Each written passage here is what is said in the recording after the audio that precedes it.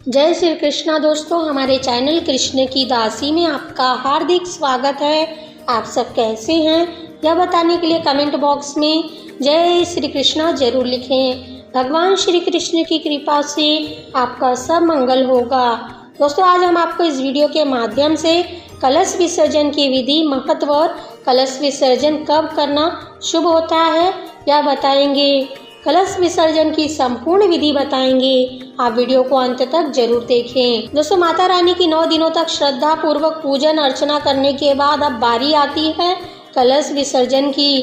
दोस्तों, नवरात्रि के प्रथम दिन प्रतिपदा तिथि पर कलश स्थापना की जाती है और सभी देवी देवताओं का आवाहन कर कलश स्थापना होती है तथा 9 दिनों तक माता रानी की पूजा होती है। दोस्तों, हम जितने नियम से कलश स्थापना व माता रानी की पूजा करते हैं, हमें उतने ही नियम व विधि विधान से कलश विसर्जन भी करना चाहिए। यदि आप कलश विसर्जन में कोई भी गलती करते हैं तो व्रत पूजा का शुभ फल में कमी आती है। दोस्तों, नवरात्रि के 9 दिनों में माता का पूजन शुद्धता व पवित्रता के साथ विधि पूर्वक ही करना चाहिए। दोस्तों, आपके मन में यह विचार आता है कि आप कलश विसर्जन किस दिन करें, कब कलश विसर्जन करना शुभ रहेगा।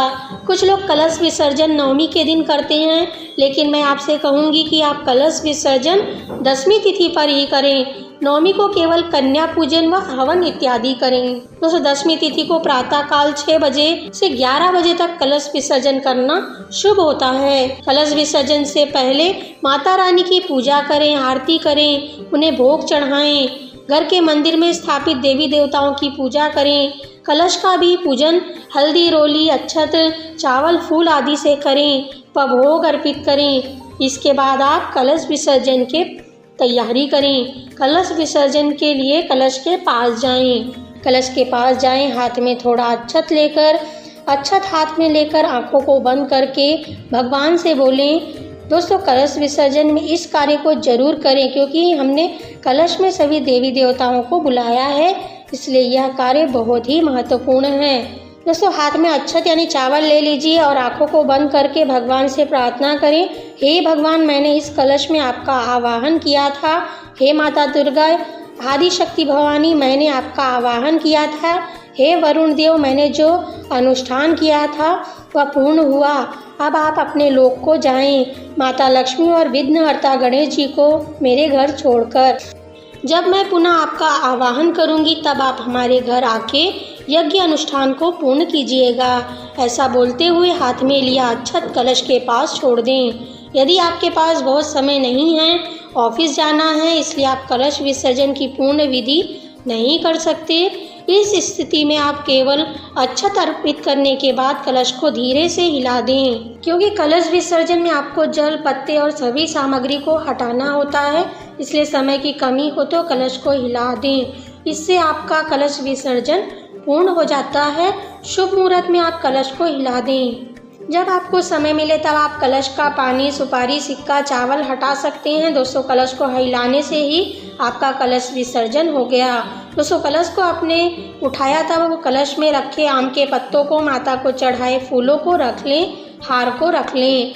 दोस्तों, लोगों के मन में बहुत बड़ा भ्रम होता है कि कलश के नारियल का क्या करें। बहुत से लोग उसे तोड़कर प्रसाद के रूप में ग्रहण भी कर लेते हैं और बहुत से लोग उसे जल में प्रवाहित कर देते हैं या माता के माला और फूल पत्ते के साथ विसर्जन भी कर देते हैं। तो हमें नारियल का क्या करना चाहिए, सही विधि क्या है?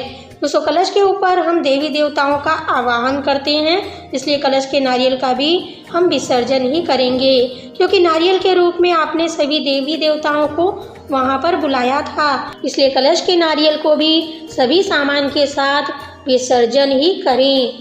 कलश में रखे जल का क्या करें? दोस्तों, कलश में रखे जल 9 दिनों में बहुत ही सिद्ध और शक्तिपूर्ण हो जाता है, इसलिए आप कलश के जल को पूरे घर में छिड़क दें। इससे आपके घर में स्थित बुरी शक्तियां घर से निकल जाती हैं, घर का वास्तु दोष भी समाप्त हो जाता है, घर के कलह कलेश भी समाप्त हो जाते हैं। इससे घर में सकारात्मक शक्ति का संचार होता है। दोस्तों, कलश के जल को आप बाथरूम, जहाँ पर जूते चप्पल रखते हैं, कबाड़ के रूम में इस जल को ना छिड़कें क्योंकि यह जल बहुत ही पवित्र होता है, इसलिए इस बात का विशेष ध्यान रखें। कलश के मुख पर बांधे कलावे को आप अपने हाथ या बाजू में बांध सकते हैं, यह शुभ होता है। कलश के ऊपर रखे चावल को ब्राह्मण को दे दें। उस कलश के चावल में आप थोड़ा और चावल मिलाकर ब्राह्मण को दान दे दें। कलश के चावल को चिड़िए को भी खिला दें। यह भी आप कर सकते हैं या फिर मंदिर में भी दान कर सकते हैं। दोस्तों, माता रानी के नीचे यानी चौकी पर बिछाए लाल कपड़े को मंदिर में दान कर दें या ब्राह्मण को दे दें। माता रानी को चढ़ाए गए श्रृंगार के सामान को भी आप ब्राह्मण को दान कर सकते हैं या उसमें से कुछ सामान को आप अपने पास रखकर बाकी सामान को ब्राह्मण या ब्राह्मणी को दान कर दें। दोस्तों, कलश में डाली सुपारी सिक्के को क्या करें यह भी हम आपको बताते हैं, यह भी बहुत ज़रूरी बात है। हल्दी की गांठ और सुपारी सिक्के को मंदिर में दान कर सकते हैं या आप चाहे तो पुरोहित को भी दे सकते हैं। पंडित जी आपके घर नहीं आते तो आप इन चीज़ों को मंदिर में रख दें, यह सही होता है। दोस्तों, इसकी बहुत सारी विधियां हैं। आप चाहे तो इस चीज़ को अपने घर की तिजोरी में भी रख सकते हैं, लेकिन हर बार हम कलश की स्थापना करते हैं, हल्दी की गांठ सुपारी सिक्का डालते हैं, तो हम बहुत सारी हल्दी की गांठ सिक्का सुपारी तिजोरी में नहीं रख सकते, इसलिए इसे मंदिर में ही देना सही होता है। दोस्तों, कलश विसर्जन में आप इन सभी बातों का विशेष ध्यान रखें और सही मुहूर्त पर ही कलश विसर्जन करें। जय माता दी। दोस्तों, आपको हमारा ये वीडियो कैसा लगा हमें कमेंट में लिखकर बताएं। वीडियो अच्छा लगा हो तो इसे लाइक और शेयर करें। हमसे जुड़े रहने के लिए हमारे चैनल को सब्सक्राइब करके रखें। वीडियो देखने के लिए आप सभी का धन्यवाद।